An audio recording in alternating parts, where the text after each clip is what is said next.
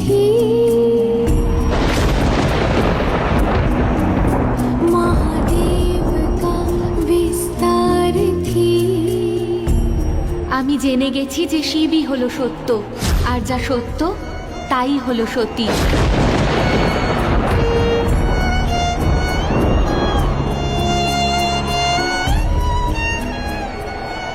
আমি আপনাকে বিবাহ করতে চাই।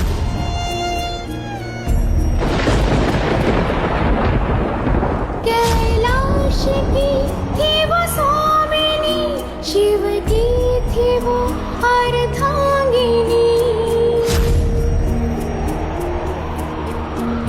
नियति ने साथ क्यों किया, शंकर से बिछड़ी शिव प्रिया। এই যাত্রাপথ সুদীর্ঘ হবে গৌরী। আমি জানি মহাদেব, আর এটাও জানি যে এই যাত্রায় আপনি না আমার সঙ্গী হবেন, না সহযাত্রী। शिव के ही गौरव के लिए सती हो गई, अब दूर है।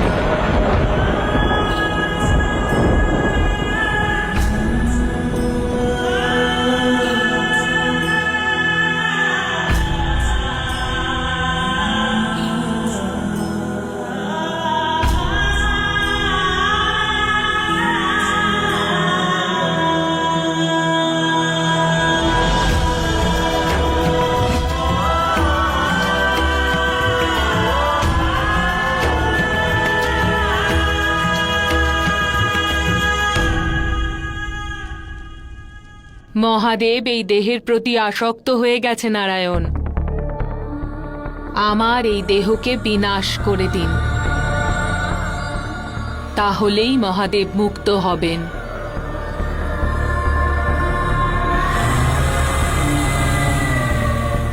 আমি তাহলে পুনরায় জন্ম নিতে পারব।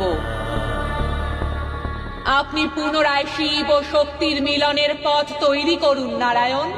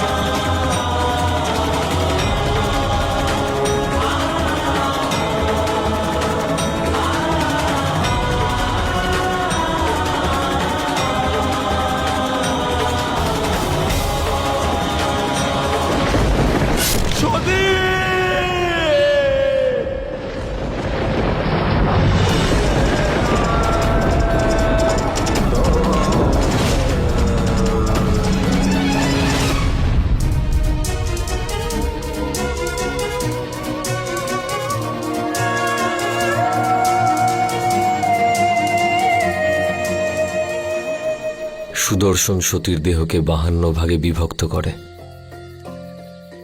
সতীর শক্তির 52টি ভাগ। প্রতি ভাগের পতনে একটা শক্তিপীঠ সৃষ্টি হয়েছে, যাদের রক্ষা 52 জন দেবী আর 52 জন ভৈরব করেন।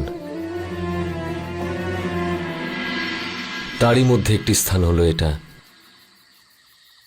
জ্বালাগিরি, যাকে রক্ষা অম্বিকা দেবী আর উন্মাদ ভৈরব করে থাকেন। এখানে সতীর জিহ্বা পতিত হয়েছিল। অর্থাৎ আমার নিয়তি ছিল শক্তির চরম সীমা পর্যন্ত পৌঁছনো।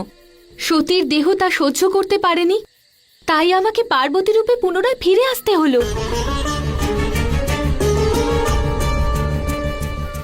অর্থাৎ আমি মহাকালীর রূপ এই কারণে ধারণ করেছিলাম, যাতে আমি আমার শক্তির চরম সীমায় পৌঁছতে পারি।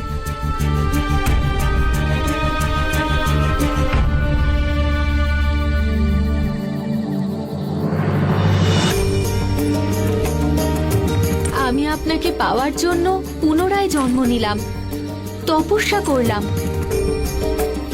কিন্তু নিজেরই অতীতকে ভুলে গেলাম আমি। আর আপনি প্রত্যেকটা মুহূর্ত বিরহের যন্ত্রণা ভোগ করে গেলেন দেব।